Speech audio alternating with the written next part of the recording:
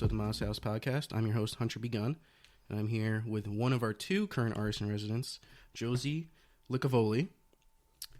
Nailed the last name and the first. How are you doing today? I'm good. I had a good breakfast, ready to podcast it up. What did you have for breakfast? I made potatoes and onions and spinach. For breakfast? Yeah. I guess that is a breakfast food. So and an egg from the chicken. And one of the eggs? Nice. Yeah. And you brought me some very intriguing coffee. Yeah. Black coffee with a scoop of oat milk ice cream. Yeah. Shout out Ruby for doing that for me like an hour ago before they left. Wow. Yes. So we have two artists in residence for the first time ever on the Moz House. Not on the podcast, but just staying here as residency. So why don't we talk about that a little bit? What's it like having to deal with an extra person here? It's been really great. I think that like before I came here, I was like not nervous about being like alone, just like I don't know, like I was interested to see what the experience would be like being like mostly alone for 2 weeks working, but having Ruby here has been like really fun.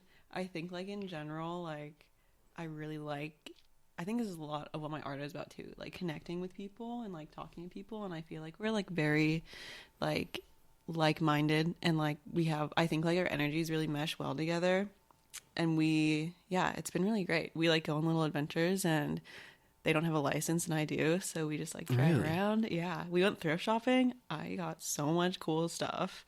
The Salvation Army in Riverhead. This is amazing. Oh, nice. Yeah. There's one in East Hampton. I forgot what it was called. My sister just came back from college for a couple days last week, and they've been trying to go. Her and my mom tried to go to this thrift shop for like weeks. After the podcast, if I remember, I'll send you a link there. Okay, cool. Apparently it's good stuff. My mom got a dress that has a bunch of cats on it. She's crazy. So they have stuff like that if you're interested. And so I've actually, seeing that you guys be together and like, be able to hang out, I'm like, oh man, I definitely want to have a residency buddy if I ever go on a residency. Because it seems so like a lot more fun if you guys like each other. Otherwise, if you guys are like hate each other, that'd be that'd be awful. Yeah. And I think that like we both like are really dedicated to our work, but also are curious about like this area, and just like to have like a work balance versus just like going out into the world balance. I feel like that both influences our work. So I think that like we're really compatible in that way, which is really cool. Yeah, I was like curious, like what if there's two residents here that don't vibe with each other, or one person just wants to work and one wants to go out. I don't know. But like that wasn't really the case. Like I didn't have to worry about that. It's been really chill. It worked out perfectly. Yeah. I know Jeremy and Brianna, which you haven't got to meet Brianna, which is a shame. There would be creamer and sugar here if she was here. That's all I know. But they met on a residency, actually. Anyway, can you tell us a little about your art? Sure. So I make art that's mostly like figurative painting. That's like so broad, but like I do paintings of like figures, mostly like brown femme people in nature or city. My cities, specifically San Francisco, my work is really influenced by like the environments I'm in. I went to school in Humboldt State University, class of 2022. They're now Cal Poly Humboldt because I guess they're trying to get more science people there, but I went for the art program and it was really great. It was a cool small arts program with a cool like DIY like art show, house show scene. So like every party was like an art show, or like a cool band was playing, and there are like so many cool creatives, and it was like in the middle of the redwood forest, and I think that really influenced my work. Like in the redwoods? That sounds awesome. Yeah, it was so beautiful, and like by the ocean and the dunes. And I'm originally from the Bay Area, so I like have always loved San Francisco, and like the way the buildings look next to the ocean and the bridges. So yeah, both of those environments super influenced my work, as well as just like Filipino art history and just like contemporary art history, as well as just like trying to have representation of like the brown body in art by like a person that isn't using it for like an exploitive reason. Like Gauguin, like I study him a lot because he went to Tahiti and painted a lot of women there, but he was just like a white man painting these women. So I'm trying to like switch the perspective and do it from like a woman that looks like them. Very interesting. So this is nothing to do with your art, but I'm just bring it up real quick for the next question. When people talk about San Francisco, everyone who's like from there loves it and is like thinks it's amazing. Yeah. And then people who are not from there think it's like the worst place in America. I know. I see don't articles understand. like that. Yeah. I definitely want to visit San Francisco one day. I went to California for the first time last year. Oh, where'd you go? Went to LA. Oh, I barely for my go to birthday. LA. It was really fun. We wanted to do like go in the hills, that little area of the mountains, whatever the fuck that is. By the there. Hollywood sign? Yeah. We stayed over there, and it was like a whole nother lifestyle. It was very fun. We got an Airbnb. Oh, It's a very good time. that sounds fun. It was very fun. Yeah. It was like me and 5 or 6 of my high school buddies. That sounds really cool. We all took a plan. It was a very good time. Nice.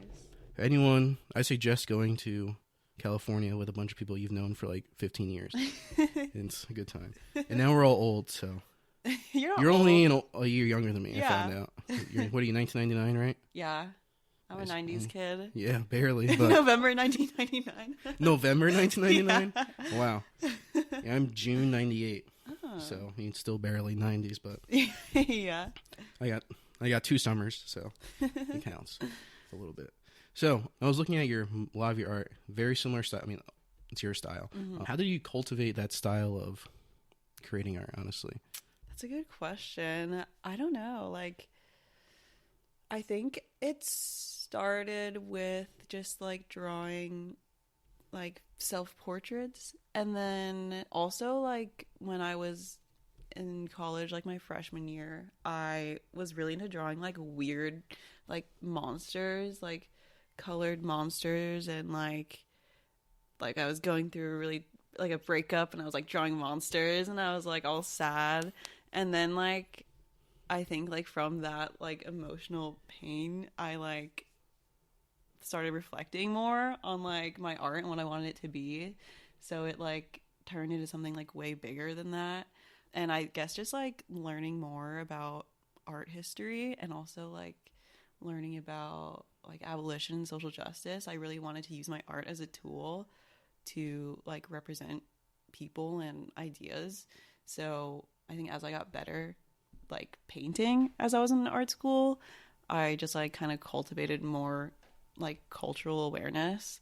And then I think I always kind of had like a knack for like color theory. So I think like that has a lot to do with what my art is today too. Just, yeah, colors being super important. Yeah. Does that answer the question? yeah, I think so. I think that begins to answer the question. Honestly. Okay.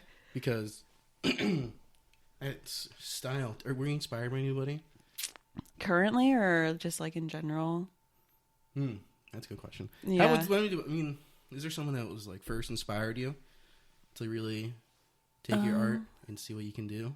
I don't know. That's a hard question. Like, I think I'm always influenced. Oh, this is such a Gen Z answer, but I feel like I'm always influenced by like the people I see like online painting, and like people that are like going to like Yale School of Painting, which is like a huge like prestigious painting I didn't thing. know they had painting at Yale. Yeah, it's like the best painting program in America, and I like stalk all the painters that have a program or that are in that program. And then yeah, so just in general, I feel like as I was like becoming an artist, I was just like aware of like all the other artists like working at the same time as me. But also as I like read more into art history, I was really influenced, like I was saying before, like Gauguin and Diego Rivera. He's so amazing. There was this mural in San Francisco at the Museum of Modern Art that's called Pan American Unity, and it's so beautiful. It's huge, and it's just like talks about like the colonization of Mexico and like its relations with America. I mean, I'm not even describing it well. It's like, you should look at a picture. It's insane. But yeah, Diego Rivera, Gauguin, these are just like the masters I'm talking about, but I'm also interested in like other people, and Basquiat. So like his composition and like how he made art like kind of like a child. Like I like doing that in my work too, because I'm like an art educator as well, so I'm like by children all the time. So yeah, I actually wanted to ask you about that. How important is educating the youth to you? so it's extremely important. Probably like the most important thing to me is like educating the youth. I have a degree in art education, and I work for like a million nonprofit art education places in San Francisco. I'm like a teaching artist, so I go and teach for like an hour a day at a bunch of different schools. I probably teach at like 8 different schools. Wow. I haven't really counted, probably around 8 because I go to multiple a day. And it's like ages like 3 to like 12, like such a big range. But I really love art education. I am really inspired by my like mentor that I from Humboldt. His name is Jim Woglum. His art education practice was all based in like abolition and this book called Pedagogy of the Oppressed, and it's just like teaching educators to use education as a tool for like freedom and love, which is like really beautiful. And I try to like have that reflected into my education practice. Wow, that sounds awesome. Yeah. Most people don't know, but I actually used to be a teacher also. No way. And I wanted to ask you, I know, I mean, I knew before, but sometimes I forget stuff. Is there like a student as like you think, like, oh, this is the one that's gonna like do really well? Sometimes there are students where I'm like, damn, can I swear? Yeah. Okay. Damn isn't a swear word, but because I have like such a rotating group of students, like it changes like every semester. But I remember when I was teaching painting to a kindergarten class at this like Chinese American immersion school. I think this was like last spring, and there was this one kid named Evan, and he was so good. Like everything he made was like different than the other kids, and he like knew so much about color. Like we did painting and we also did a little bit of sculpture, and like he just like would come to class and like already show me his paintings and that he was doing like during school, and it was so good. And then we made these like little boxes inspired by this artist Betty Saar, and he just like made it like so beautiful, like out of clay and out of like found objects. And like the other kids were like just making like houses because like they see a box and they're like, oh, I want to make a house. But I think he really understood like the concept. Like he was really conceptually aware. I still think about him. And I'm like, I was always like, Evan, like, you know, you're going to be a famous artist one day. And he's like, yeah, I know. And then like my co-teacher, Georgie, like did not like how cocky he was. It was funny. And I was just like feeding into it because he was so good. Yeah. I think about him a lot. I have one student that I still talk about with my friends every once in a while. His name was Edward. And you could give him any day in history, and he would be able to give you any movie that released that day. Artist, like director, actors, title of the movie, everything. Oh my God. He had like a mind that I'd never seen before. It was insane. That's crazy. Yeah, so I always, Edward, if you're out there, I doubt you'll ever listen to this, but I remember you, buddy. Okay. Well, when I see you're a multidisciplinary artist. I am. What other arts makes you multidisciplinary? That's a very hard word for me to say for some reason. Multidisciplinary. Yeah, me too. I have to like go slow when I say it. I have been like debating whether or not I should call myself multidisciplinary or a painter, because like every other art I do, I just think like, how can I bring this back to painting? I do like printmaking. I like carve sometimes. I recently got into sewing. I have like a little video thing that I just like record things with and then like edit them. What else? Yeah, I mean, draw. I draw a lot. But yeah, I think that's it. That's my main things. But all of those things, and I've been playing with clay, but all those things like go back to my painting. Like I'm just like making my painting practice more multimedia, like painting something on a canvas and then adding multimedia elements to it, if that makes sense. And then also just like thinking about like how I would want to display it in a gallery, and I would want it to be more installation-y than just like paintings on a wall. Like I want it to be like a super immersive experience with like music and cool vibes. Oh, interesting. I see. Yeah. I understand. Well, speaking of, you're doing a workshop tonight. I'm doing a workshop tonight. I'm excited. I am excited as well. What are we going to be doing in your workshop? Okay, so here's the plan. It's sold out. There's going to be 15 people in here. Like, Jesus Christ. I know. We're going to have to add an extra table. Yeah. And then I'm going to sit off to the side and steal a canvas. So what I'm thinking about doing is I have this like canvas. It's not stretched or anything. It's just like a drop cloth that is made out of canvas. I'm gonna right after this podcast, I'm gonna prime it and then kind of like section it off to 20 squares, and then everyone is gonna like paint or add something to those squares. And I think I'm gonna like have like a visual prompt, which is like something that just like helps the creative process. I think I want to draw. I'm really into spirals, but I feel like that's so like cliche. But I'm gonna draw like a huge spiral before I cut it up, and then everyone is gonna have a square, and I'm gonna just be like, do whatever you want, just like follow this one line.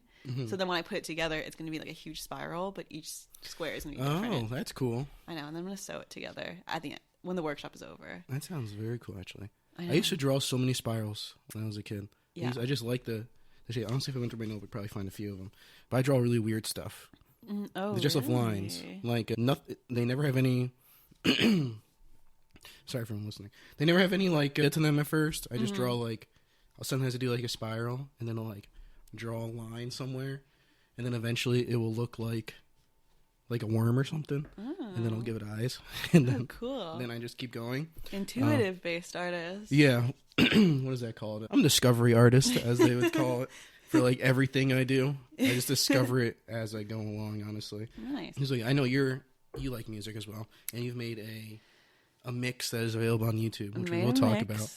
But all of my video art, I had to find the song that I'm going to use first. Otherwise, I find it very difficult to put all the clips together. That's like the string that keeps everything together is the music for me. Yeah. So what made you make that? So why on earth would you make that? No, that's not what I meant. How did that come about? Because it's very different than painting. Yeah, it is. I have always been, like, I like to say that, like, besides visual art, like, music discovery is my, like, second passion. It, like everyone, like, music saves my life. But, yeah, I'm just really passionate about, like, different genres, like, exploring music from all around the world. I feel like a lot of times when I'm painting, I need like an aid like to help me just like get my ideas out, and like music just like helps so much. Or just like it makes everything more beautiful. Just like walking down like the streets of San Francisco, just like listening to a good song, having coffee and maybe a spliff, like that's just like heaven. Like it's so awesome. So I made that mix because I was like, in my studio, I often like to like, when I'm working on something big, I like to do something small that like I can do in like a day. And then I was like, I guess I'll just do a mix today and a little animation that goes with it. It was like 4 frames, but it was really fun to do and took 2 hours. Jeez. The animation was cool. Thank you. Yeah, animation is... Yeah, I used to really want to do that, but then I realized how hard it was. Oh, it's the worst thing ever. Yeah, so I'm just doing those little shitty ones for now. But yeah, I just made that mix because, I don't know, I'm always just finding new music. I'm really into CDs right now. I brought like a little like Walkman. Really? Wow. Yeah, because there's a lot of music that was released like in the early 2000s that's like not on vinyl and also not online. So like a bunch of like hip hop and like cool ambient stuff. So that's what I'm really into right now. Interesting. You said a lot of things I want to touch upon. Ooh. So, in San Francisco, what is a spliff? Is that with weed and tobacco? Yes. Okay. What is a spliff here? That's the same thing. But I feel like some people just be saying things when it comes to like marijuana, so I don't know exactly what they're talking about. That's interesting. Coffee and weed go well together. Okay, so another thing I want to talk about is physical media, with like CDs and stuff, is becoming increasingly more and more important to me. I want to make a library like this that we have here of just physical media of like movies and CDs, because I think streaming is a downfall of everything that we've known with media. I agree. Nowadays. This is a hot take, and I agree with you. I think, although I love streaming and it's been great, so easy. There are movies that you cannot get that are not coming to DVD anymore, and will never be able to actually own. And when you buy them online, like so, PlayStation had this DVD thing where you could buy movies. So people spend like $1,000 owning movies, and then it's shut down, and those movies are gone forever now. What movies? Like just regular movies. Like you could buy like Avatar, like any regular movie you could buy. You just buy it digitally, and it'd be like saved on the PlayStation. And once that service shut down, all the movies you owned are now gone. So you never actually own them, which sucked. And so a bunch of movies I really want to... I want to make a library kind of like the one we have in Ma's house, but for DVDs and stuff. That would be really cool. Like, that would be awesome to have a library similar to the one that's down here, but with just, like, DVDs of, like, cool movies. TV shows. There's a couple of my favorite shows that are not on DVD and were gone for a little while because... Like Daredevil, I don't know if you're into superheroes or anything like that, but it's like this blind superhero, and very good movie, very good show, and it's streaming only platform, so it was gone for a long time. Westworld is also gone. Westworld is no DVDs or anything. It's non-streaming. maybe on DVD, but it's not on HBO anymore. Have you seen it? I have not. It's so I know of good. it. And there's so many movies keep just getting axed now after they're done for tax breaks because freaking Warner Bros. Is the worst thing ever. Yeah, and for like real. we'll never see Catwoman or anything like that, which is like already done. Like, how do you make a movie? It's done. You're like, nah. I know, right? It's already, and you could just put it on your streaming platform. It's like wasting millions of dollars. The movie business is just like, I don't understand. Like, and that's what I want to do. So I'm a little scared now that like I'm gonna make like a really good movie, and then whoever is the distributor is just gonna be like, we do need this tax break, Hunter. So we're just gonna.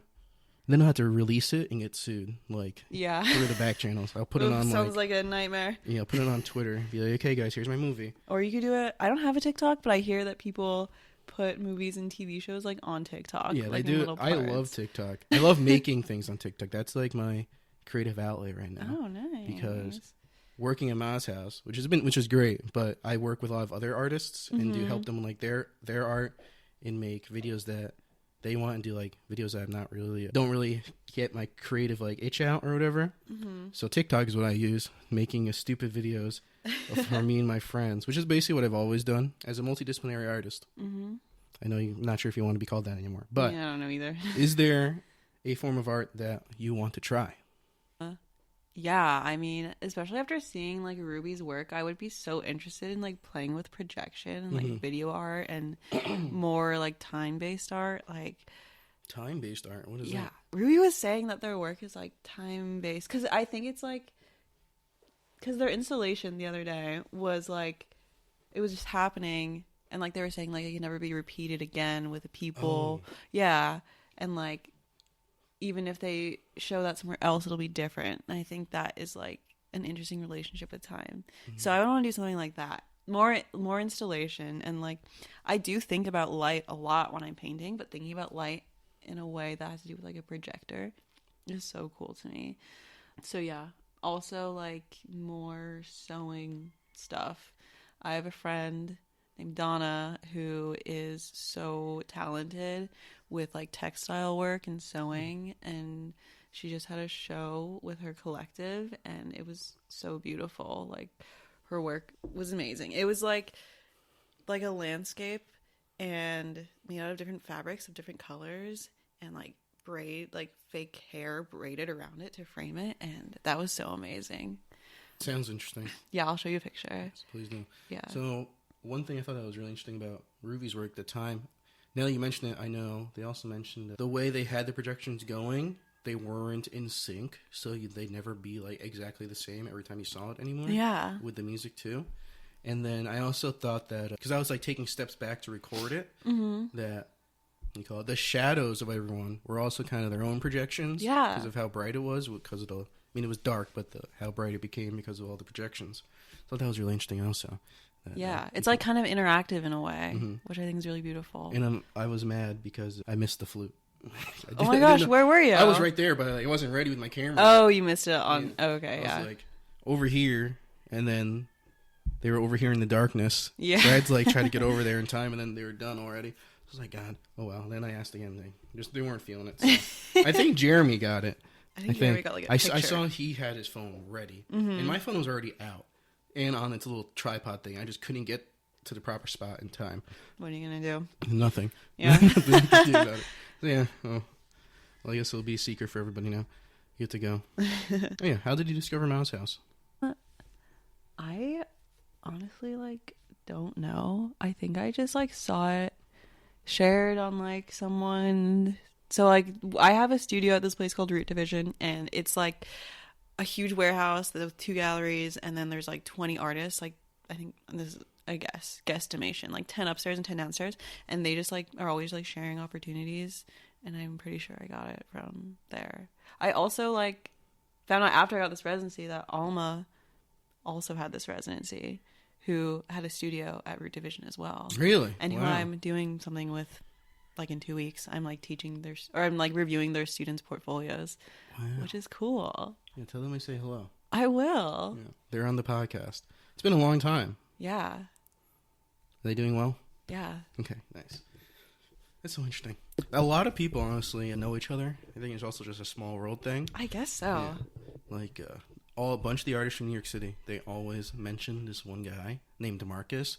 You're like, oh, yeah, I know DeMarcus. I'm like, oh, my God, everyone knows this guy. But he's also very talented and possibly the best networker I've ever met in my entire life. Oh, my God, what do you mean? Like, they showed up to the residency and went to town. Like, literally just walked to town, went to a couple events with Jeremy and Brianna, and then ended up getting 2 more art shows in Southampton just by talking to, like, random people. That is, like, a gift that I don't know if I'll ever have. It's difficult, but he was just so good at it. Charismatic. Mm-hmm. Charismatic, very good advocate for himself, and his art spoke for itself also. Mm-hmm. His art was amazing. And but I think a lot of artists lack the ability to do that, which is not their fault, because he went to school not for art. He went for, like, business and, like, brand management stuff. That explains and it all. A brand coach and whatnot. Yeah, so yeah. I think, honestly, if you're an artist and you're not going to school for art school, do some business stuff to appease your parents, and it will actually, honestly, just help you in the long run. That's so true. Because it is very difficult. A lot of artists sell themselves short in terms of how much they charge for their art, and then have problems trying to use capitalism, which no one likes to use capitalism if you're an artist, but you got to use a little bit to survive. Yeah, it's especially in New York. Yeah. Yeah, and San Francisco. Yeah, and California, San Francisco. You got to use capitalism to your advantage when you have something everyone wants. Unfortunately, sometimes yes. But then it's like, who can afford your art? And you're just thinking about that, and like, I don't know. The rich people. I know. I just like don't know if I want just rich people owning my art. So that's why I'm like also really interested. Oh my God, I didn't even talk about this yet. I'm also really interested in like public artwork. Like, I love doing like, I'm really new to like murals and stuff. But I love doing public artwork because like then I could do my fancy little oil paintings and like sell them to rich people and then get money, and then I could use that money to do public work and like do work for the community.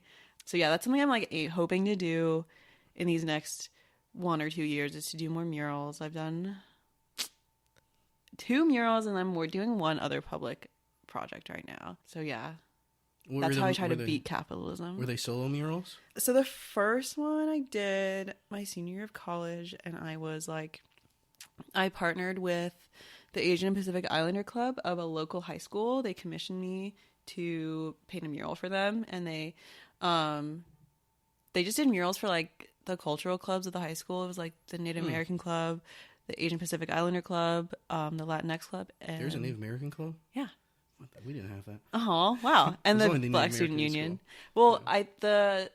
I think the like Native community in Humboldt is like really like active. Really? Wow. Yeah, it's Hoopa and Wiyot. Yeah. That mural was so beautiful. But yeah, so I did that mural, and I did it by myself, but I like met up with like the students to talk about what they wanted on it. There were more like Pacific Islander students, like there were like Filipino and like Samoan kids in the class more, or in the club more, so I like geared the mural towards that more, especially since like I feel like Pacific Islanders don't get as much representation as like other Asian countries. I guess they're like just lumped in with like Asian countries. So yeah, I did like this huge like traditional like Filipino / Samoan / Pacific Islander like tribal design on top. I'll show you a picture after. And then I just did like 4 people holding hands. I really like that mural. That's like one of my favorite murals that I've done. And then I am currently like a freelance muralist artist, whatever, at this place called Larkin Street Youth Services in the San Francisco in the Tenderloin. And it helps just like, it's this nonprofit that helps like homeless youth like get back on their feet. ages 18 to 24, and like get housing and employment, and they have like an art program. And I did a mural with them like in November, but that one was like more like they let it all, like they drew what they wanted to be on the mural, and I just like kind of like meshed it all together into one. And it was like a peace sign with like 2 monsters and like the Golden Gate Bridge. It was kind of just like a hodgepodge of things, but it was fun just doing that and just like giving them the opportunity to paint a mural. And now I'm like doing wine barrels and like painting wine barrels in the street and like planters, because every like building on that street is a service for like homeless people. So they're just like closing off the street and like beautifying it. So I'm just like painting stuff to be on the street. Cool. Yeah, it's cool. I guess public art is a very good way to fight capitalism. Yeah, honestly, because like, oftentimes like the city pays for it or like a nonprofit pays for it. So more government money towards the arts and not war. I tried to. I think I mentioned the first day we met the painting I sold. I tried to sell that for a Bitcoin when I first made it. Really? That's why I put it up there for you. Because I was in a show, and I was like, let me put this up there. Jeremy's like, so how much if someone wants to buy this? I was like, 1 Bitcoin or $10,000, whichever one anyone wants to pay. A $10,000 donation to Ma's house, and you just get the painting, or you can buy it for a Bitcoin to me. And, no one bought it for a Bitcoin. But I was hoping some like really wealthy guy or a woman would be like, oh, what's this? Ma's house. Let me buy 1 Bitcoin. That's perfect amount of money to spend on a piece of art. Yeah. Let me just get this and then take it. But no, that did not happen, unfortunately. But yeah, I do want to keep talking about capitalism and art, but we'll continue going. Okay. They don't have to be together. They're very counterintuitive. Yeah. Art and capitalism, but you need money to make art most of the time, which sucks. Yeah. Even this podcast is expensive. Really? Yeah, I mean, just some of the equipment and then the hours of, like, I get paid to make the podcast. Yeah, of course, you should. So, it's not like, but it is government money, I suppose, that we get for this, because we won a grant 2 years ago. But the grant's ending in 3 months, so. Gotta write another grant. Yeah, who knows if the Moz House podcast will survive until August. We will see. So I'll probably keep doing it anyway, just because this is my family, so I might as well just. At least I could do this. Even if I don't make videos, I could just hop on the mic with an artist for a little while. It's nice and fun. Yeah. Okay, we talked about it a little bit earlier. Is there anyone in your family life that kind of inspired you to make art? I think that like everybody in my family inspires me, because I have like they're going to be listening to this. I have a crazy cast of characters in my family. Like my mom and dad are separated, and I have 3 siblings, and they're all so different from each other and funny. And yeah, I feel like we're all just like so different, but like they really influence my work because of like the differences we share, or the differences we don't share, and like what we do have in common. I guess to be more specific, my mom really influences me because a lot of my work is about being Filipino. I am half Italian, and I do plan to make work about that as well. But currently my work is about like the Filipino diaspora and like what it means to be a Filipino American. And I've never been to the Philippines, and that also kind of influences my work, like just like dreaming of a place I've never been to. So I often go to my mom to ask her about like Tagalog and food, Filipino food, and just like the culture in general. So yeah, right now my mom, and yeah, she's the best. Has your dad been sharing his culture at all, or does he kind of like keep it hidden? He shares his culture. He does? Okay. He shares his culture. Yeah, I grew up like in a very Italian dominated household. Oh, wow. My dad is a chef, an Italian chef, and my mom's a nurse. So I feel like they're both like the stereotypes of like their jobs, of their like race and their jobs. But yeah, my dad is very loud and proud about being Italian. He loves The Godfather. And I love The Godfather. I also love The Godfather and The Sopranos. I recently rewatched all of it. Oh my god, so good. Yeah, so He's very open about it, I would say. Surprising. Because who brought it? Because most of my background is from my mom telling me. My dad's kind of just like, whatever. Yeah. It's like, I'm French. And up until last year, my mom took me to, when I was 10, my mom took us to France. Yeah. Me and my sister, with my grandfather on my dad's side, we went to France. He did not go. And up until last year, I'd never been to France with him. And it was so different going to France with him. And he, like, spoke French. Yeah. Do you speak French? He's French. His mom is French. So my grandfather on my dad's side, he was a dentist, and he joined the army, and he lied to them and said that he spoke French so he'd get shipped to France. And that's where he met his wife, and so that's how I'm French. French, Native American, Russian Jew. Yeah, it's very interesting like combo. Being in America, it's just a mix of all the people that keep losing. But we're still around somehow. So it's like, it's very interesting, honestly. Yeah. They keep losing wars, but we're still around. I mean, France seems like it's doing well. France is doing well. France, honestly, people hate the French, but they're also like the first people to be like, we'll help you, America. Although it kind of screwed over the Native Americans when they're like, yeah, we'll help you, America. But I do like the French. I took French for like 4 years. Still don't know any of it. I know omelette du fromage. It means cheese omelette because there's a omelette du fromage. There was a Dexter's Lab episode. Oh, really? Yeah, he like tried to learn French and then like he made this crazy Didn't everyone fall in love with him because he was speaking like 2 words? Yeah, he only spoke French because like the CD that he was listening to like was broken and he was trying to learn French in his sleep and he woke up and he could only say omelette du fromage. And he was like whispering in the girl's ears. Yes, I remember that. That is so funny. That was like locked away in my head. Omelette du fromage. I know tu manges merde, which is you eat shit. My teacher hated it when I said that. I always ask her to say things. And she'd be like, oh, that's not a word in French. And I'd look, and she'd act if I didn't have Google. So then I'd just look it up and start saying it. And then she'd be like, Hunter, stop saying that word. So, it's fun times. Back in the day. Okay.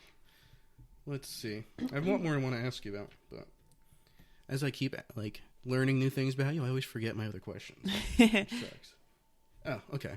So I feel like on this particular residency, we did talk about how it was having Ruby around. Yeah. But in general, how does your way of making art change when you're at your own studio versus when you're at a residency? So this is my first residency. Really? So yeah. I guess you can consider my studio / fellowship right now a residency, but they don't call it that. So I guess I'm not considering that a residency, but low key is. Do you say low key over here? Yes. Okay. I'm trying to. I mean, in the people I'm surrounded by, never really say it. Oh. So except when I'm with my friends, like we talk normally. Yeah. Like, do you say hella? Yeah. Really? I used to say it a lot. Yeah. Oh my god! It made its way over here. That's funny. I don't. It probably started in New York, honestly. Started in the Bay. I don't know. Started in the Bay, like 50. I think this is. We say hella back in the 7th grade, maybe. I started saying hella in 3rd grade. Okay, yeah, sure. Anyway. Came from umbrella, hella. Umbrella, hella? Yeah, you know that Rihanna song? I think some people started saying hella. They probably thought that she was saying hella, but she was saying umbrella. Agree to disagree. I think it started in Oakland. Who said it? E40? Maybe E40. Maybe Mac Dre. Maybe I'm just embarrassing myself and don't know, but maybe E40. Anyway, what was the question again? How does your way of making art change when you're at your own studio versus on a residency? So when I'm at home, I am working so fucking much that like every time I get a chance in my studio, I like know what I want to do. It's really directed. I'm always working on a project. I have this like huge like thing that I'm like working for, and then like, and also I'm an oil painter, so oil paint is not allowed here. So inside? Yeah, it's not allowed at this residency. Yeah. Oh yeah, I forgot about that. Yeah, which is fine because like I just took it as an opportunity to just experiment with other things. But because I'm like not so directed, and also I feel like I'm so inspired by like the medium of oil, like the way it looks and the way it feels. So like when I came here, I was kind of just like all over the place and just like had so many things that I wanted to do. But then I just kind of like started making collages and like painting with gouache, and then like doing a bunch of like random stuff. So I feel like compared to home versus here, I'm more like all over the place, which is kind of more anxiety inducing, but there's nothing to be worried about. I'm just like, I start one thing and I'm like, oh, fuck this. Let me just do something else. And then I just do that for a couple hours and then ultimately something is finished. But when I'm in my studio, I'm like working on one big thing and then doing like those small projects, like a mix or like a small painting on the side. Yeah. Interesting. What was your first medium? My first medium, okay, so it was like, I took AP art in high school, and a lot of it was like really focused on like colored pencil and watercolor, which are like two mediums I'm like really not inspired by. So like I would say those two, but I think it was just because of the institutional pressure to make a good portfolio for the AP art board, because I was doing like realist stuff and not really like delving deeper into what I wanted, because my art teacher was like, no, you should do this to get a good score in the AP art thing, portfolio review. Yeah, so those two. But that's so interesting. Colored pencils I have no desire to use at all. Yeah, me neither. I don't mind watercolors, but just because I don't paint in general, so like any type of painting is kind of fun for me. Yeah, but like colored pencils, I can't believe there's an AP art. Yeah. Like, I can't believe that exists. Really? Well, I know it exists, but it's just so weird. It's like, because I hate when people grade my art. Because I used to fail art stuff. Yeah. When in high school, I'd make something like, this is my best creation ever. And then she hated it some reason every time. And I was like, how do you grade art? This is weird. I don't know. It's like, oh, you got a 63. I'm like, what do you mean I got a 63 on this? You know how many hours this took? Yeah. And then just not what they wanted exactly. So I feel like just like capitalism in art, like school in art, oh my God, like high school in art do not mix very well. Nope. Whatsoever. Yeah. And yet we have art class. I think if I were to teach like a art class that had to be graded, like I guess I'm supposed to, like in my art ed program in college, like there are like standards and like how were you going to grade the student based off of like the California education standards. But I think if I were to do it, it would be like more based in like effort and like seeing how much like the student is putting in, like how much of themselves the student is putting into their artwork. But also like circumstantial completely as well, because so many things go on when you're in school, and art is supposed to be a time for like self-reflection and like calmness in this crazy fucked up world. So I don't know. Yeah, grades and art don't go well. I think like if a student does a shitty job, like they know they did a shitty job, and that is worse than getting a bad grade sometimes. That is a funny way to put it. Yeah. Yeah, so, like you'll have to live with your shitty art. You will. I if I was an art teacher, failing everybody just because that one time I got failed. Oh my God. Actually. Probably give everyone a C+. Which was really good. C's get degrees. C's do get degrees. And I wish I listened to that more when I was in school. Because then I would have gotten more C's. Yeah, I failed my freshman year of college. Really? Yeah, me too. I was too busy messing around and smoking weed in the forest. In the forest? Because the school was like attached to this huge redwood forest. Oh, yes. Yeah. I want to go to the redwood forest. Seems fun. Should. It is so beautiful. Yeah, it was in Star Wars, I think. It was in Star Wars. The park that was filmed in is like right by my that's college. Why I want to go there. I want to find the Ewoks. Yeah, literally that forest. And right by the San Francisco, or the Golden Gate Bridge. Mm-hmm. That sounds like a very nice place to smoke weed. I know. It is. Yeah, I want to go there. Just smoke so much I start seeing Ewoks. They seem like nice guys.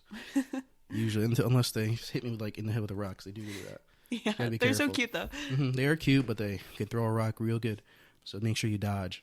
All right, so, oh man, we're hitting the hour mark. I'm trying to decide. I can't even perfectly think of a game.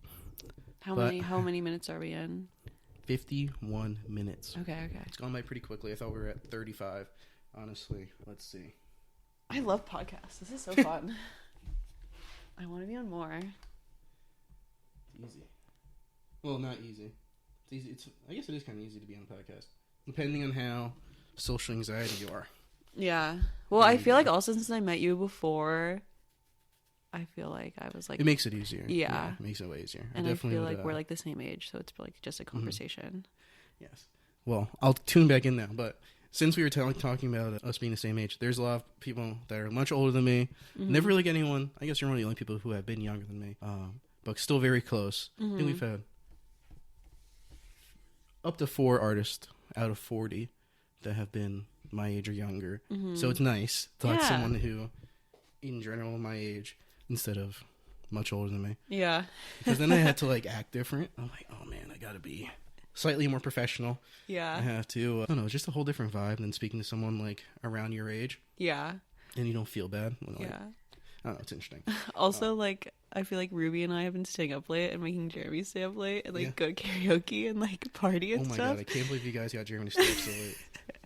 And like, I'm just like curious about what it's like when like people that aren't as young come. He probably just goes to bed so early. So I can't believe. So when it hit 9 o'clock at Ruby's thing, I was like, oh okay, everyone's going home now. Then Jeremy takes out the damn karaoke thing. I like, know. What is happening? Did he plan for this? Like, oh, we're having karaoke night. I was like, I guess everyone's going home. My mom just like dipped. I was like, where are you going? She just left. Usually she would stick around, but I guess she wanted to hang out with the dog. She said she was tired. Yeah. So, understandable. Usually he kicks everyone out by that time. I know. We've been like having him stay up late. I mean, it's Friday night tonight. We'll see what happens. Oh yeah, now we have the 6 to 9 and then karaoke part 5. Yeah. No, usually people stay more in their room. But I think now that there's 2 people, yeah, I'm like barely in my room.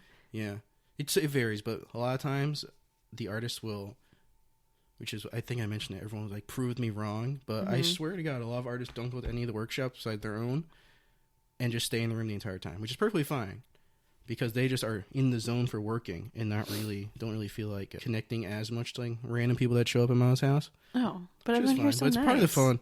Yeah, everyone's so nice. I think people just want to. I think a lot of times people don't have art studios or any space or have like kids, and they're like, my kids have bothered me so much. So I just want to like focus on art. Yeah, now I can. But now here it's silent. Jeremy's not bothering me. Not at all. I can just make art for 10 hours a day. Yeah, which makes so much like a lot of sense. You don't want me showing up bothering them the entire time, saying, "What's your name? Hello, when are we doing the podcast?" Knocking on their door. But I do prefer to meet the artist beforehand. And then we can have a good time. I honestly forgot. So we did karaoke on Wednesday.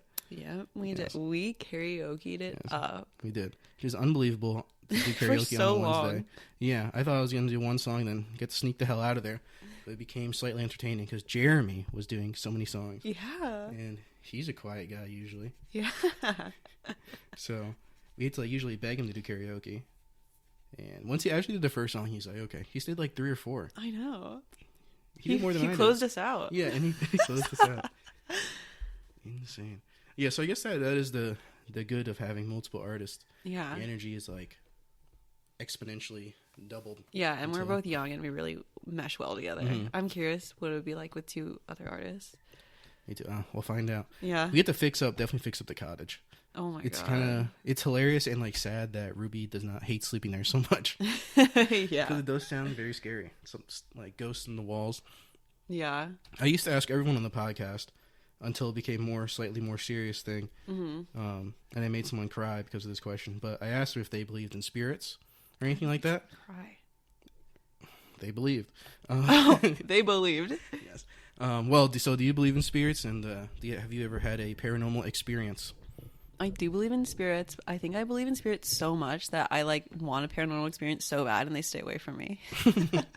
Like, I want to see a ghost so bad. But never. When I was like young, my parents or my family, we went to Queen Mary. You know what that is? Queen Mary? It's I think like, I've heard it, but I don't know it's what like it this is. haunted ship like in San Diego. And it's, and you could stay on it for a night or whatever. It's like a hotel. And we literally just like walked around during the night, like looking for ghosts, and it was nothing. And I like had like a digital camera, and I was like taking pictures, and I'm like, let me see if I can get like a spirit, but there was nothing. That sucks. But yeah, I do believe that there is something beyond this realm that like I don't know if I'm like necessarily religious. I'm still figuring that out, but like I do really believe in like the energy of like the earth and like the past, and like we can't be the only things here. Yeah. And like the interconnectedness of like all people, like that is like something above this realm. What about you? Oh, I run into them all the time.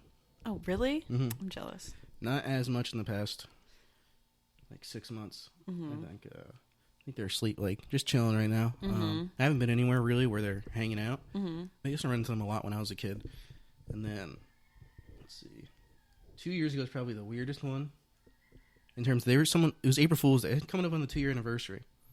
It was April Fool's Day. Or I guess it was the 31st of March. And I went to sleep. Yeah. And I woke up.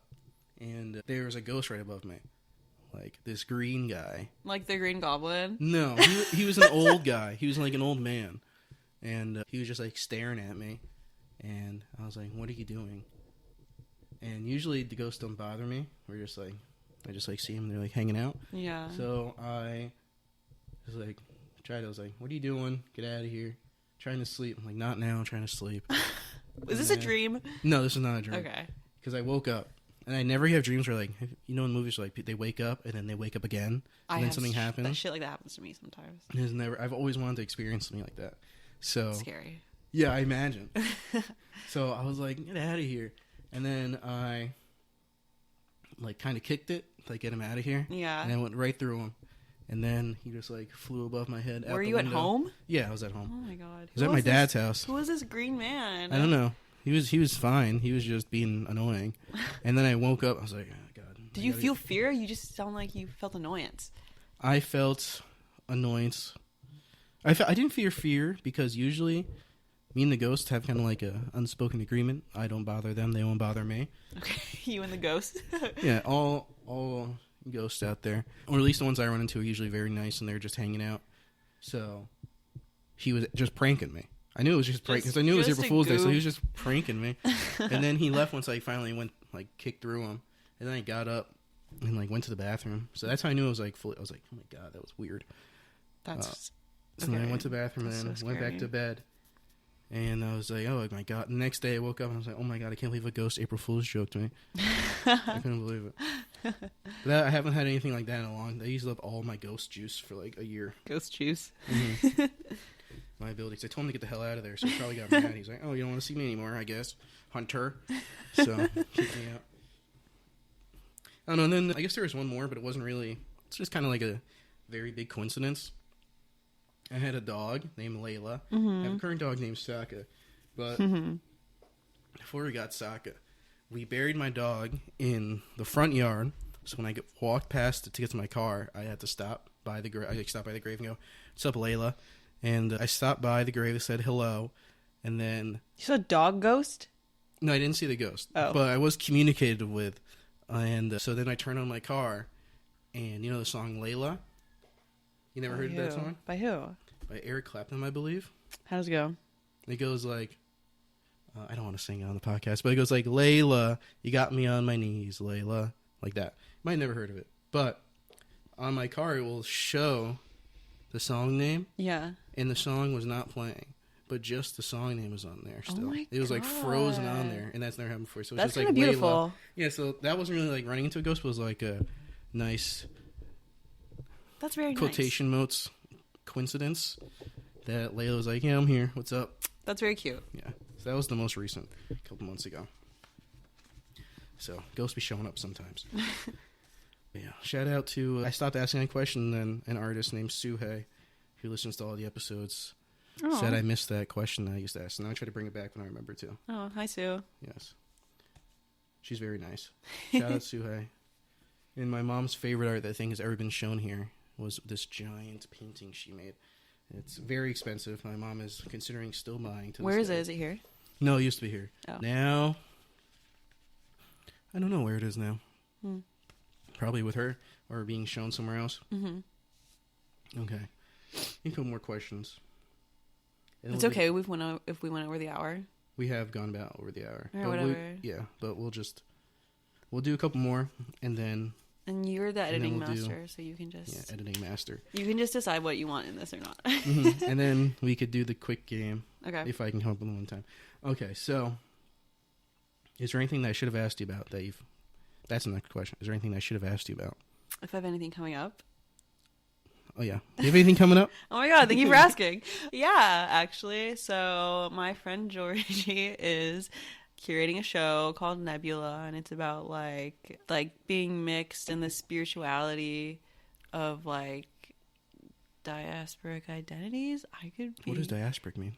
It means like people that are like from one country but live in another one, and like the culture that comes out of that. Oh, yeah, it's a good SAT word. It is. So that is the general idea. Georgie wrote a nice little synopsis of it, and maybe I'm getting it wrong, but that is happening like next week. Oh, wow. And then I have a solo show through my Studio Root division in June, which I'm very excited for. And those are the two things that I'm looking forward to that's coming up. Wow, June's coming up. June is coming up. Gonna be June's. Me and Jerry have the same birthday in June. Oh June my God, 20th. no way. I will wish you both happy birthday. Thank you. I'm gonna write that down. Thank you. I'm gonna be 26 years old. 30 is breathing down my neck. Ooh. Which is fine. 30 is the new 20, as they. 30. That's what old people thriving. say. Yeah. 30 is the new 20. Especially since you live in person. New York. Everyone I know that is in San Francisco, not everyone, once they turn 28, they move to New York, and then they're 22 again. That is so interesting.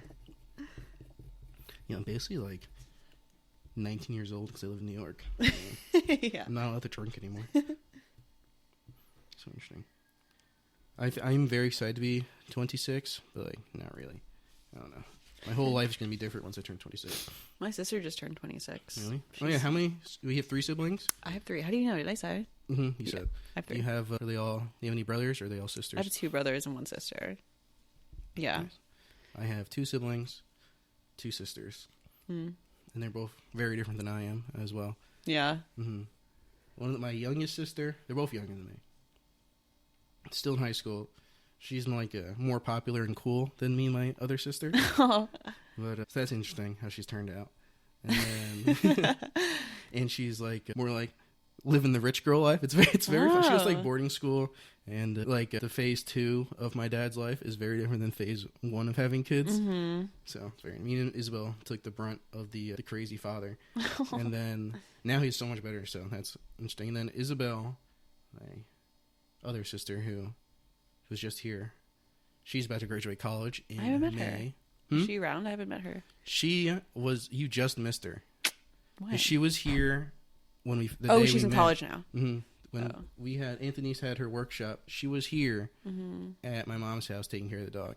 Then she went home the next day. But she is almost 23. I keep forgetting how old she is. She's old. So she was born 2001.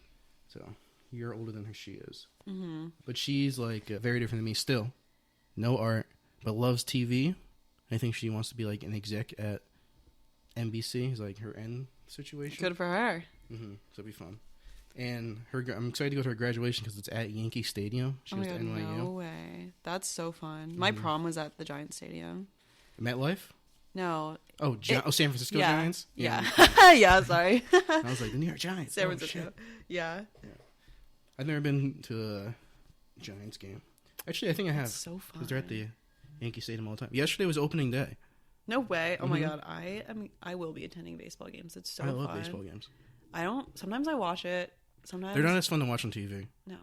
No, I don't watch them on TV. When I'm there, I like watch it sometimes and like walk around the stadium and just like fuck around with my siblings or my friends. Interesting. Well, when we go, usually I go with my dad. When I go with my friends, it's a different experience.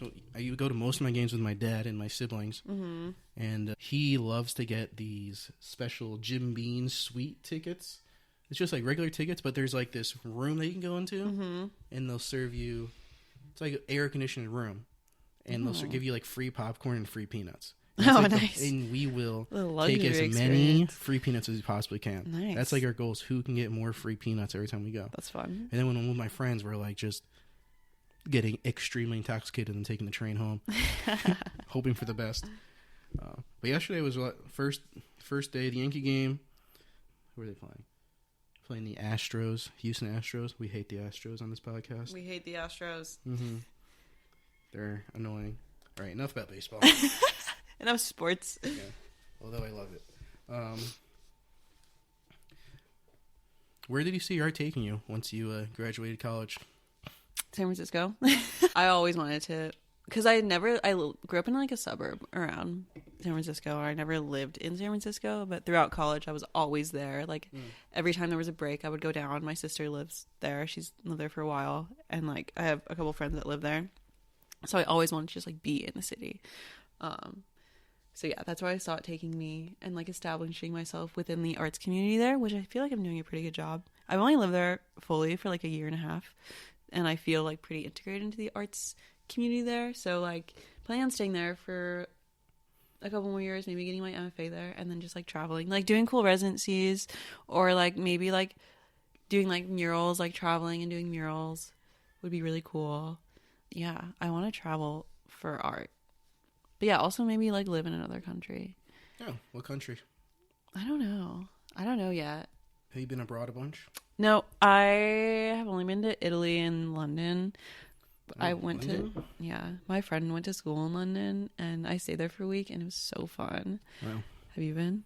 To London? No. I actively avoid London. Why? I don't know. The Brits kind of scare me. I don't know why I don't actually actively avoid London, but when I go to Europe, which I went twice last year, I was like, nah, no London for me. I was like, nah. I wasn't gonna go, and then like I was just in Italy alone for a month, and then I had one more week, and I just like asked my friend if I could come because I was so bored. The train system in Europe is perfect just to go. Do you fly? No, I flew because I was I guess already. that's really far, actually. I was in northern Italy already, so I just flew. The flight was like cheap. Sounds cool. My sister and my dad went to Italy for her graduation or something. Nice. I don't remember what, but I did not attend. I don't know what I was doing. I must have been in college, and they just left for like spring break or something. But I suggest going to Amsterdam. Was really fun. I'm going to Europe this summer. Amsterdam is awesome if you have a chance to go. Okay, cool. Very, very fun. And you can get weed there. I know you like to smoke, so you can buy weed there and mushrooms. And mushrooms. I forgot about that. Get the mushrooms. I didn't know. I did not take the mushrooms there. I was like, I don't know how this is. What kind of mushrooms are these for real? So I just didn't take those. They sell mushrooms like literally at this park in San Francisco. Like I bet San Francisco is a crazy place. Let me know if you ever come. You can do whatever you want in San Francisco, basically. Yeah, except pay rent because True. it's so expensive. True. Can't pay rent in San Francisco. But you can do whatever drugs you want. Yeah. As long as you're not being too crazy. Yeah. I will let you know if I go to San Francisco. Yeah. I would like to go one of these days. Mm-hmm. For sure. I really want to see the Redwood Forest. That's like one of my dreams. To go to like different Star Wars places. Because I love Star Wars. Definitely. You should go in the summertime because the summertime in the Redwoods, there's a bunch of like rivers you can swim in, and it's like really the most beautiful places I've ever been to were the rivers in Humboldt County. I did not know about that. That's a whole new thing I have to experience. I will let you know once you're there. Let me know when it starts getting nice there. Yeah. And I'll pull up. Like June. June to September is the river time. Where do the rivers go? Huh? Where do the rivers go in between them? They just dry up? They go to the ocean. Don't all rivers lead to the ocean? No, I mean like why are they not there? Oh, they're there. It's just too cold and slimy. Oh, I see. Yeah. That makes sense. I thought they disappeared. Like they just went back to the earth. Like, no, and then I think the salmon like go through it too. Oh, the salmon? Yeah. You definitely don't want to go through the salmon during spawning season. Yeah. They just die. You have to go around the dead fish. It's not fun. Well, you should go to Spain if you're in Europe, by the way. Yeah, I am. Shout out to the love of my life, Flavio, who's from Spain. Flavio? Yeah. He's going to be listening to this. But yeah, he's from Spain, so we're going to go this summer. Flavio? Yeah. Cool name. I thought you were saying Fivio. No. Like that rapper. I thought you were just like, oh yeah, I love this rapper so much. Yeah. Flavio. Okay. Shout out Flavio. Spain is really cool, and the reason I brought it up because like the Redwoods, there's this place that I just stumbled upon in Spain from Star Wars. Is it near like Barcelona? Because I will be around that area. No, it was not in Barcelona. Where was I in Spain? I can't remember the name. It was very hot when I went. It was like 100-something degrees. I was dying. But I was like, we were all so exhausted. And I saw the castle from Star Wars, and I like ran there. I will write this down. Castle from Star Wars in Spain. It's the one from the prequels. It's where Padme, the princess. Wait, which prequel? The Attack of the Clones. Is that the one where like Is that like Darth Vader's backstory one? Yeah, this is the Darth Vader backstory prequels. That is so good. Mm-hmm. This is not the one where he turns into Darth Vader. This is the one where he like falls in love. Yeah. And then becomes evil. Yeah, that's how it all. And he like kills all the. That movie is so people good. who like stole his mom. But so where Padme lived was that castle that I saw, so I got to go in there and like hang out. And I didn't know until I was like, wait a second, I'm here.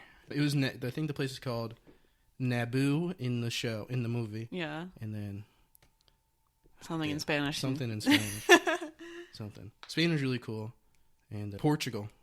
Oh yeah, we're trying to go to Portugal too. Portugal is so good. We went last year. Did you go to Lisbon? We went to Lagos, which is like more like vacation-y spot. Yeah. It was amazing. We stayed there for like a week and a half. We went away for like 2 weeks in July. But we liked it there so much. My dad sold his house in New York and bought a place in Portugal. Wow. Mm-hmm. So that's how much he liked it. Nice. And so now I'm going back to Portugal in July. Once this grant ends, I think I'm going to go. Cool. For like 2 weeks and then see what I'm going to do with my life. Portugal in July? I might be in Portugal in July. If you are in Portugal, I'll let you know. I'll let you know when I go. Yeah, that'd be fun. You don't surf or anything, do you? No. Apparently it's like the best.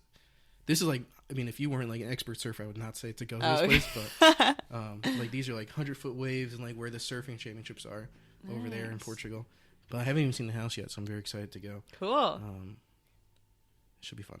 And then my plan is just sit at the beach and then like drink a cocktail and then be like, what am I going to do with the rest of my life? Oh my God, that's the dream. Because I feel like I'm in high school again. With like, I've been in the contract for like 2 years and now I'm like... Oh, and you're graduating. Now I'm graduating like, am I going to start making movies now? Am I going to get another job with my fancy title? And be like, I'm the director of productions at Ma's house. You could probably get a cool gig from this. Yeah, I think so. I want a team next time. Yeah. Like, because it's a lot doing all this by yourself. Yeah. Yeah. And it can't be as good as I imagine because having to do everything for one person's job. If I have like one person doing every job that I do, then I can like make it like direct everyone towards the proper way it's supposed to look in my head, then it'll look really good. Yeah. I think I would want to do that if I was doing a very similar job. That's how I feel about like, I wish I had like a high school intern or something to run my Instagram so I can just focus on my art. Because it's exhausting. Because like Instagram, unfortunately, is super crucial in like learning about artist opportunities and art shows and what like my friends are doing, or like people in the art community. So and like sharing my art, I just like it's so tedious and so addicting. So I just want someone to do it for me. If my little brother is listening and wants to do it, let me know, Santino. Okay, so last thing I asked you is where do you see your art taking you? And you said to San Francisco. And the world. In the world. And beyond. And beyond. Turn yourself into one of the ghosts. Yeah. Maybe you should wait a little while till you turn yourself into a ghost. All right. What is the piece of art that you're most proud of, if you have one? Ooh, this is a good question. But I don't know. Maybe the Asian Pacific Islander mural. I'm really proud of that because I really like doing art like for like community. What else? I'm working on a piece now that I really like that is like kind of like it's like kind of the representation of it's like shifting my art practice. So it's like a huge unstretched canvas and it has like some yarn like multimedia elements at the bottom that represents like the ocean. It's like two women in the water. I've been working on this for so long, but I think it's like just I really like it or I'm proud of it because it's like representing a shift in my art practice and that I'm like experimenting more with canvas and oil. And I think like it really aligns with like the theme of like decolonization and representation of like the brown femme body in art. I really like it. And it's really like I feel like you look at it and see that it is Filipino. And I like and there's like a big Filipino community in San Francisco. So I like and I'm like I like to share it with like my community. So I'm proud of that one. Once it's finished. Maybe I won't be when it's finished. But so far, so good. Nice. Because I better ask you. You have to mark that. 119. Oh, okay. Here we go. So, you've mentioned a couple times the like the overarching themes of your work. Yeah. But I want to make sure we get it down so everyone knows. What are some of the, I guess, I know you mentioned it, but what are some of the most important themes that you consistently are inspired by and create or try to get people to think about? I guess like what does a world look like when like what I don't know. Let me think. Like what is the relationship between like humans and the land is a big one. Mm-hmm. And like how do we celebrate / mourn / just like feel emotions in those spaces. Also just like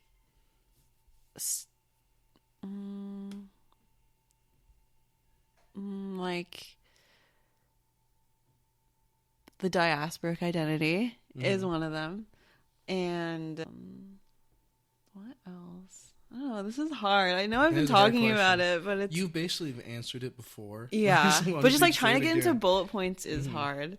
And just like, I don't know, just like celebrating life and like the connections we make and like community, just like the communities that I'm a part of and like the people that have made those spaces exist, which is like why I often reference like art history or like do a lot of like research on like contemporary artists, just like being in, I know I keep on saying community, but just like being in communication and like existing with people that are the same as you and believe in what you believe in, which is like my work is just centered in like abolition and like bringing people together. That's a good answer. Okay. I think we've basically hit the end of the podcast. Okay. And I'm getting scared that people are going to walk in because we have some type of showing up. Okay, so you still have your piece of paper? Yes, I do.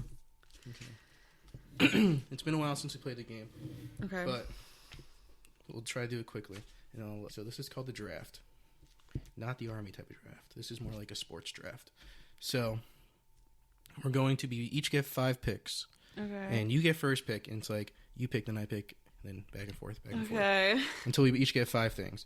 And we are going to be drafting to create the best oil painting of all time. Oh my god, that's hard, Hunter. Okay. So you can draft materials, things are going to be in your painting. You can really go crazy. You can say basically anything. The canvas, what are your oil paintings made out of? Or the paint.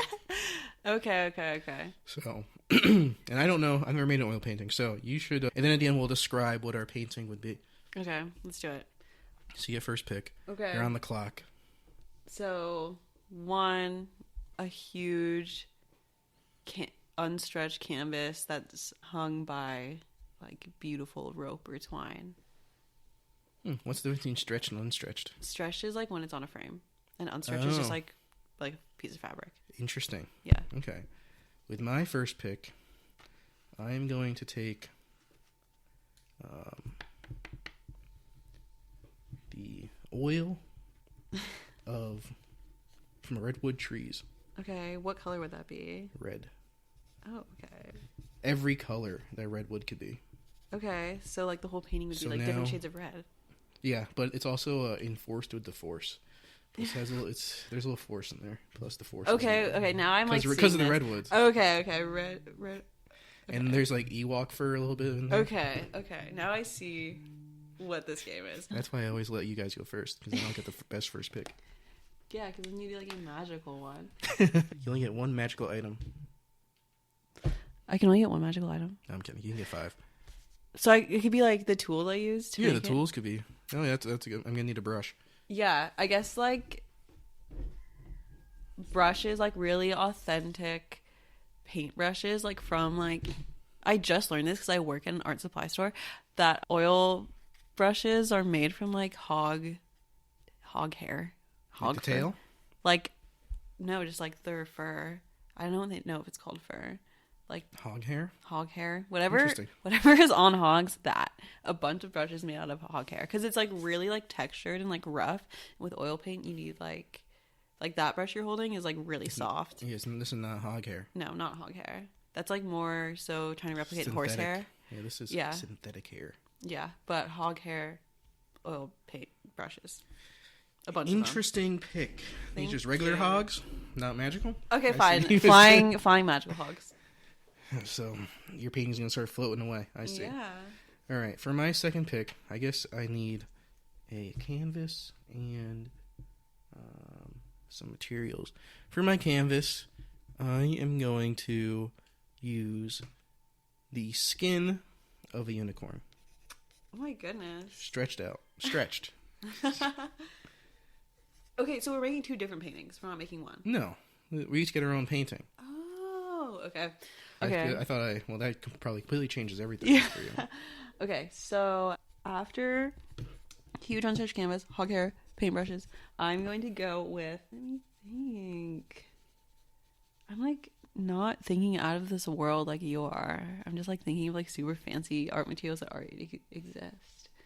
Maybe like paints, like oil paints that like each color is like music. I see. That's interesting. And then you mix the colors and it creates like a cool song. Now you're really thinking. Yeah. Okay. Music paint.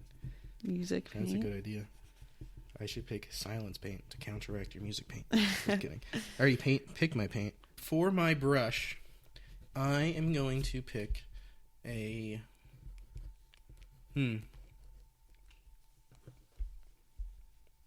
So I'm going to use a feather. A bunch of different feathers as my brushes. But not the... There's 2 sides. Double-sided feathers. And the feathers are going to be of... eagles. Okay. Eagle feathers. Eagle feathers as my brushes. Subject now? Yeah, if you want a subject. Yeah, okay. My subject would be, I don't know, like a party. Like a party with cool lighting. Like people doing a bunch of different things in the different areas of the painting. Like people... What kind of people? People I know, my friends. And people that have influenced me. I think that'd be so... I might do this painting. That's a cool painting. Now that I'm like saying it, but it's going to take so long. My friends wearing cool outfits and having discourse about interesting and relevant things. Wow. Important topics. Yeah. Interesting. Okay. Let's see. I guess I should also pick. So my painting is going to be about...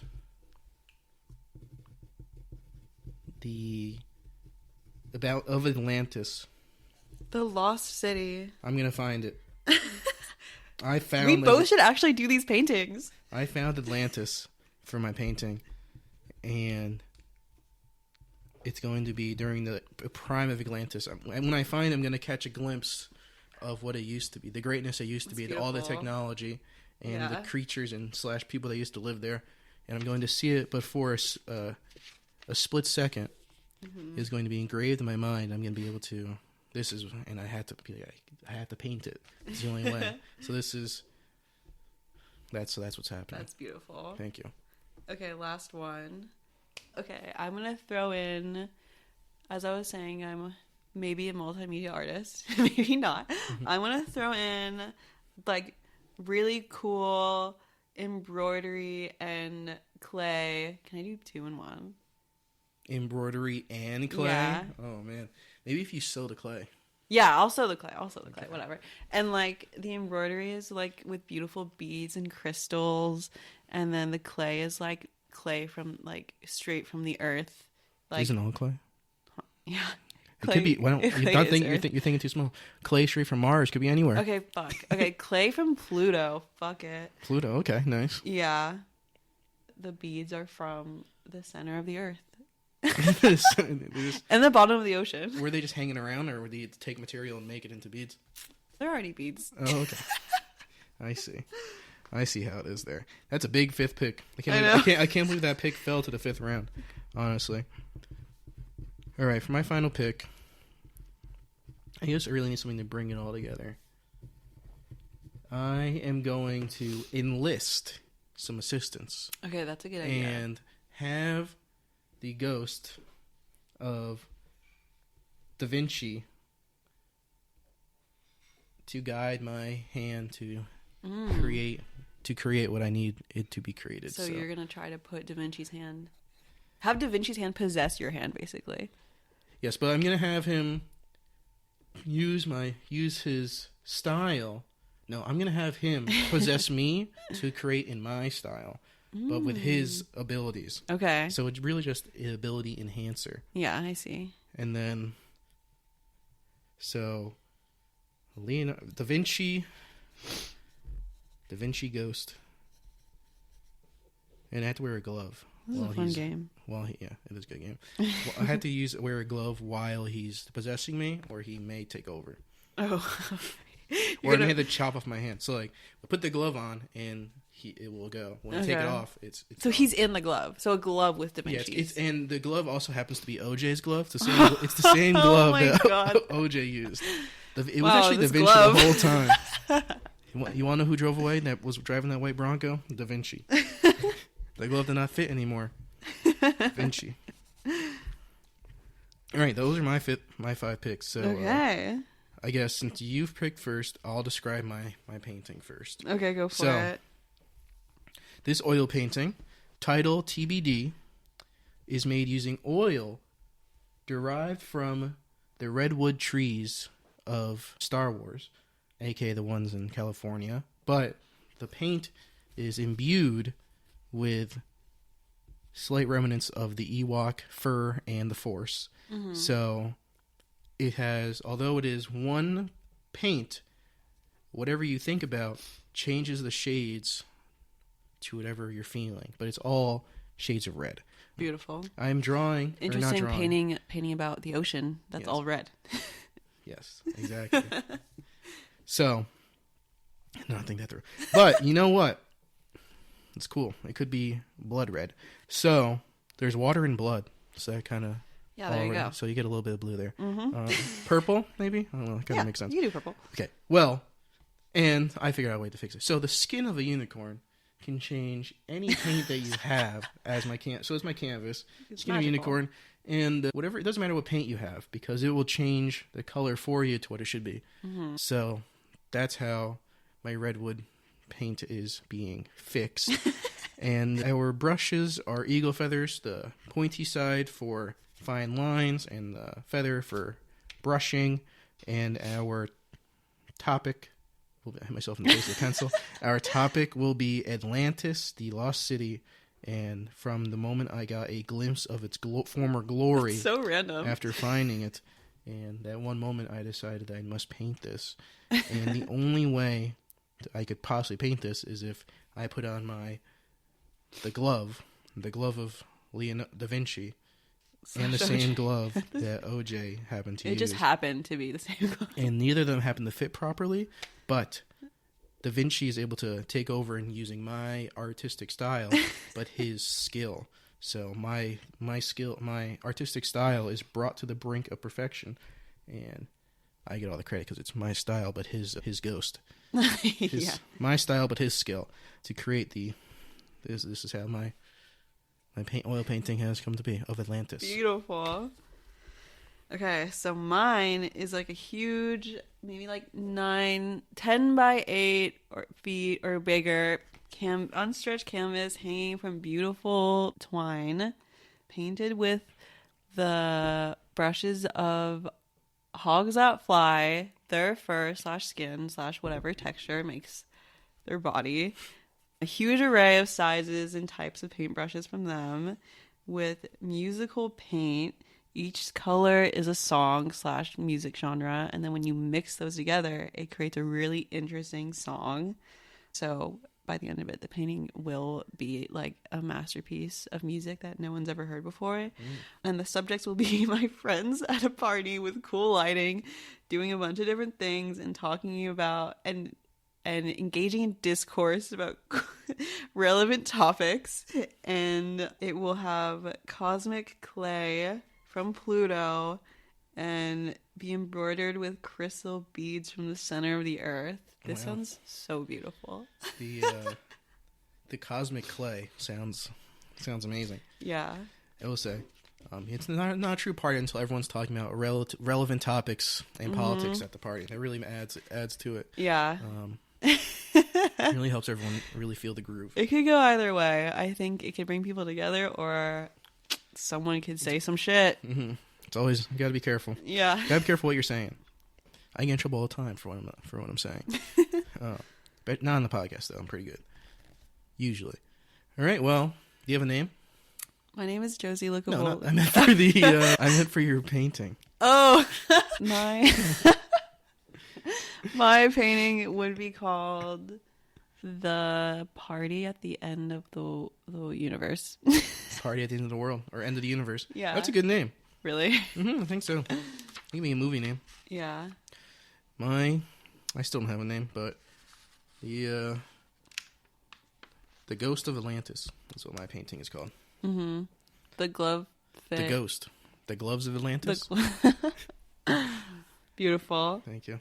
Well, I think we have properly ended the podcast, but at the end of every episode, I like to give the artist, which is currently you, a chance to plug all their social medias, anything they have coming up, to shout out any organizations you like, anybody. The floor is yours. Let everyone know what you got going on and where to find you. Okay, so you find me at my website, josielicavoli.com. My Instagram is Houses of the Josie, Josie, like that Led Zeppelin album, Houses of the Holy, but I changed it Houses of the Josie. I have a solo show in June coming up at Root Division, June 8th. I don't know, shout out to like all of my friends. Should I just say their name? No, I don't want to. You know who you are. And my family and Jeremy and everyone at Mom's house that I've met. Thank you. That have been so amazing and kind. I feel like I'm like winning an award right now. Just literally just like ending a podcast. But yeah, I don't know. I'm just feeling super grateful for like everybody that's like made an influence on my work and where I am today. Yeah. Well, thank you so much for being on. I guess that's it for this episode. Nice. Everyone listening who made it to the end, thank you very much. I'm sure it'll be a good episode. I hope it was good. I think it was great. I think having the O.J. Simpson's glove really sealed the deal as it being a top 5 episode. Yes. So, everyone who made it to the end, thank you for listening. And thank you so much for being on, Josie. Of course, my pleasure. I love podcasts. Mm-hmm. Although people will not be able to see this in time, but come to your workshop tonight. Actually, it's sold out. So, I'll see you later tonight then. But yeah. Thanks you everyone for listening, and we'll catch you guys in the next episode of the Mom's House Podcast. Bye.